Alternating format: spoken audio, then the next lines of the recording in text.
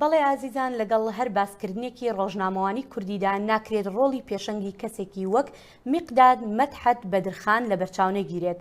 ئەم ساڵ 119 ساڵ بەسەر تەمەنی ڕۆژنامەوانی کوردیدا ڕەت دەبێت و نکۆڵی لە هەنگاوە گرنگەکانی ناکرێت، بەڵام هێشتاش دەگوترێت ڕۆژنامەوانی کوردی نەیتوانیوە ببێتە خاوەنی میدیایەکی نیشتیمانی.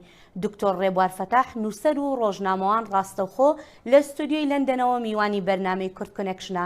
دکتۆر سپاس بۆ ئامادەبوونت و یەکەم پرسیاریش ئەوەیە ئەگەر هاوڕای لەگەڵ ئەو بۆچوونەدا دەمەوێت بزانم بۆچی هەتا ئێستا کورد خاوەنی میدیایەکی نیشتیمانی نییە؟ دیارە لەو ناوەڕۆکە بەڕاستی نیشتیمانی کەمێک ئاڵۆزە، چونکە ئەگەر نیشتیمان مەبەست خاچی کوردستان بێ ڕاستە خاچی کوردستانەیە، بەڵام ئیدارەیەکی کوردی یەگرتوونیە کە هەموو خاکانی بێکەوە بەست بێتەوە.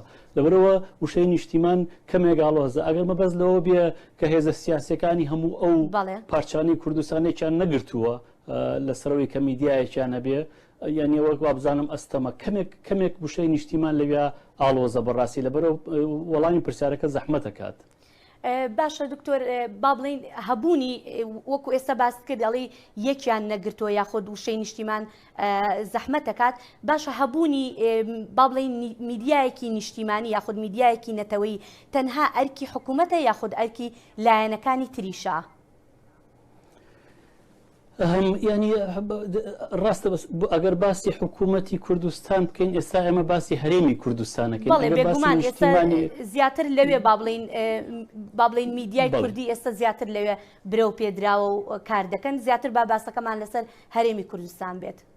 باشە، یعنی بە بۆچوونی من هەرێمی دامەزرانی هەرێمی کوردستان خۆی میدیای کوردی ئەگەر شتێکی وە هەبێت ئاڵۆزتر کرد، لەبەرەوەی کە بوو میدیا بوو بە چەکێک بەدەستی سیاسەکانەوە بەدەستی حیزبەکانەوە.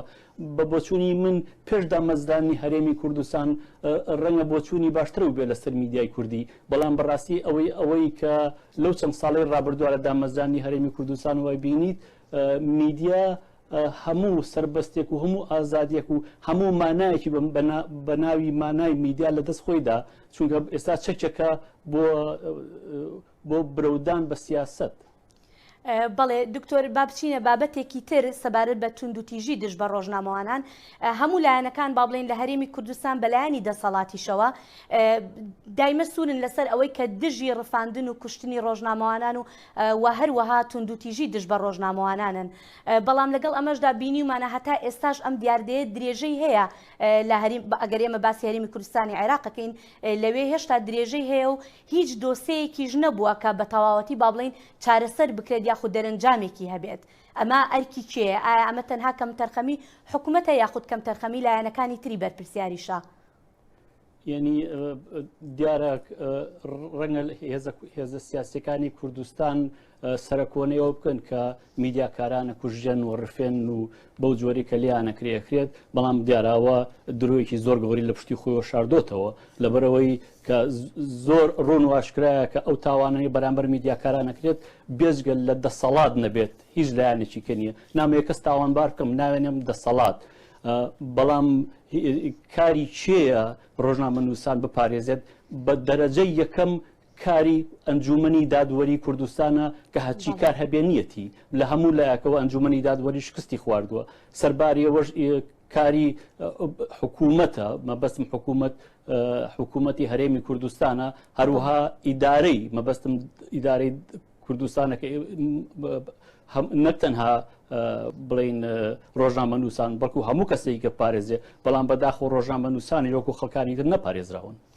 بەڵێ دکتۆر، پاش 119 ساڵ لە با بڵین دامەزراندنی ڕۆژنامەی کوردی، تۆ پێت وایە با بڵین میدیای کوردی توانیوێتی با بڵین هاوسەنگی نێوان ژن و پیاو بپارێزێت لە ئێستادا؟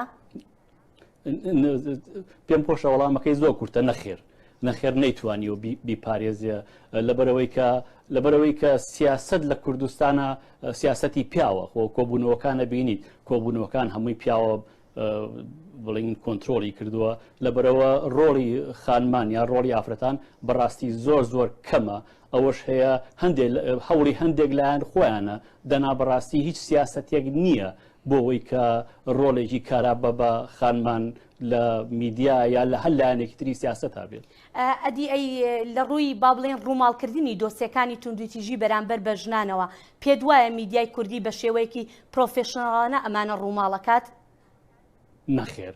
بۆ نمونە ئەگەر سەی ئەو هەموو کچ و ئافرەتە بکەی کە لە کوردستانە کوژێن لەژێر ناوی جیاوازە میدیاکان ڕەنگە لە تەنها لە سوچەکە بڵاوێکەنەوە لە خوارەوە نووسن ئەمە لەسەر کێشەی کۆمەڵایەتی بوو.